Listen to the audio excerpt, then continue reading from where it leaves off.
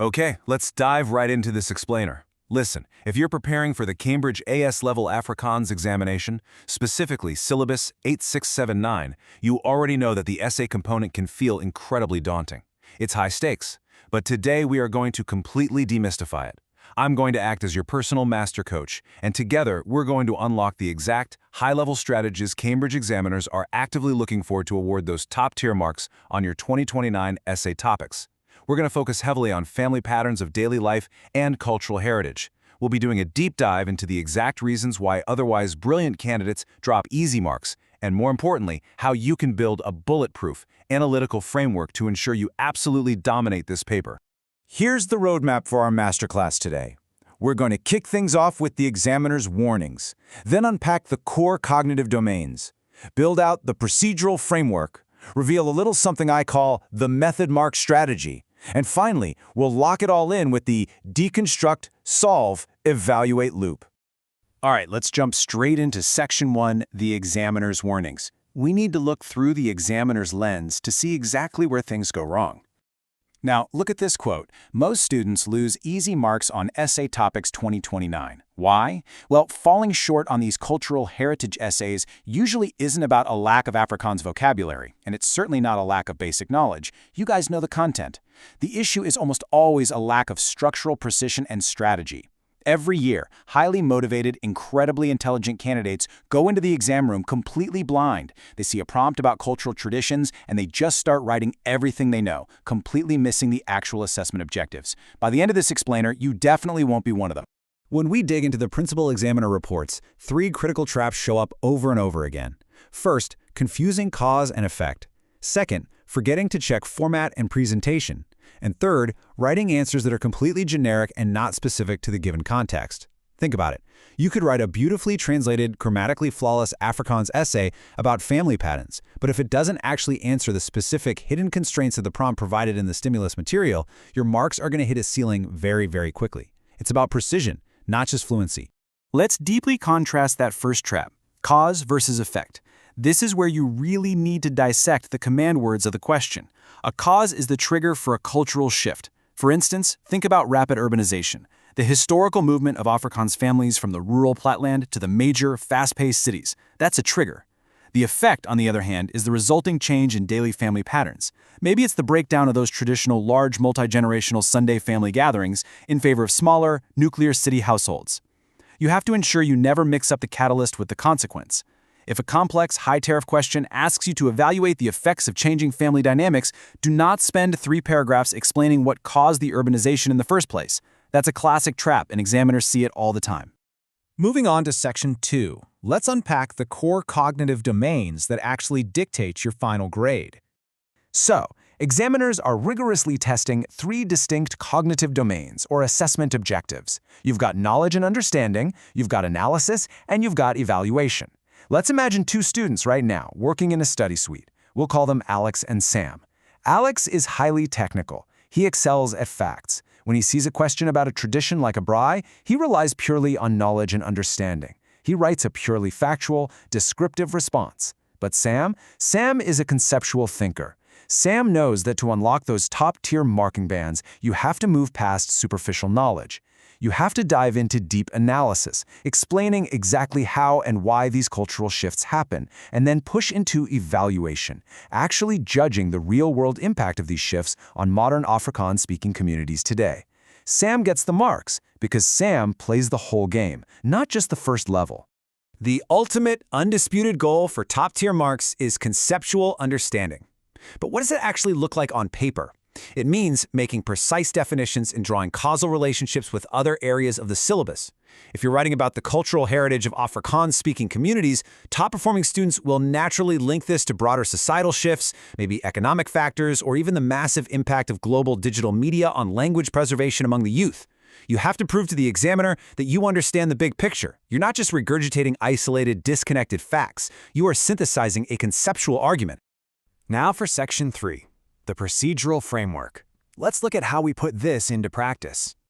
When you're handed stimulus material in the exam, maybe it's a complex text excerpt on modern family life or demographic data showing shifts in language usage, you need a rock-solid procedural framework. You must meticulously extract the relevant data, interpret the relationships accurately, apply the absolute correct Afrikaans terminology, and finally, draw evidence-based conclusions. Listen carefully. The assessment framework explicitly prioritizes analytical depth over superficial breadth. It is infinitely better to take two key pieces of data and analyze them deeply, showing real critical thinking, than to just quickly list 10 random facts without any real evaluation. Depth wins every single time. All right, Section 4. This is an absolute game changer. I call it the method mark strategy. Okay, look at this examiner alert on screen. Students lose marks by not showing working. Even if your final answer is wrong, method marks can save you. Now, right before we solve exactly how to deploy this academic cheat code and get unstuck during an exam roadblock, I want to quickly pause our session. If you are serious about crushing your exams and you're finding these breakthrough strategies helpful, you need to subscribe to the channel right now. Ace the Exams IGCSE O&A levels at acetheexam_IGCSE. Turn on all notifications so you never miss a weekly Cambridge exam hack. Okay, let's get back to it. You might be thinking, this is an Afrikaans language essay, not a math exam. What does it mean to show working? It means visibly executing your analytical framework on the page. Write out your thought process paragraph by paragraph.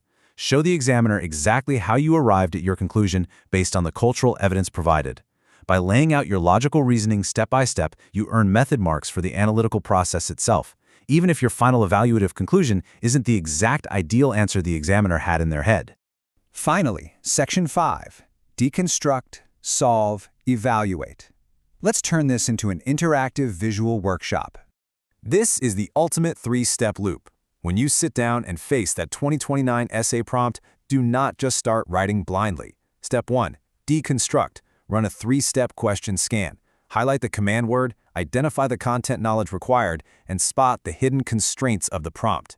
Step 2. Solve systematically. Use a paragraph balance formula. Break your essay into logical steps where each paragraph addresses one specific cause, effect, or relationship. And Step 3. Evaluate. As you write your conclusion, check your arguments for reasonableness, compare different cultural approaches, and make justified recommendations backed by evidence. This process completely de-risks a daunting, high-tariff exam question into a series of easily executable steps. Let's do a quick spot the flaw exercise. Look at the comparison here. The difference between a superficial answer and a top-scoring answer is literally night and day.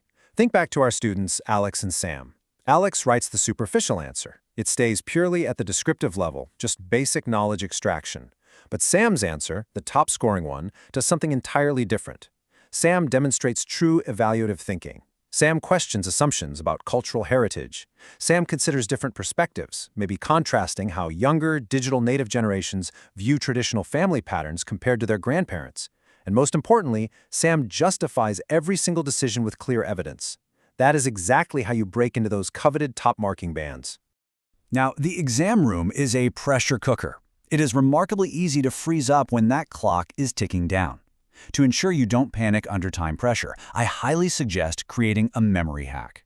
Build a visual mnemonic using the first letters of key Afrikaans terms related to this deconstruct, solve, evaluate framework.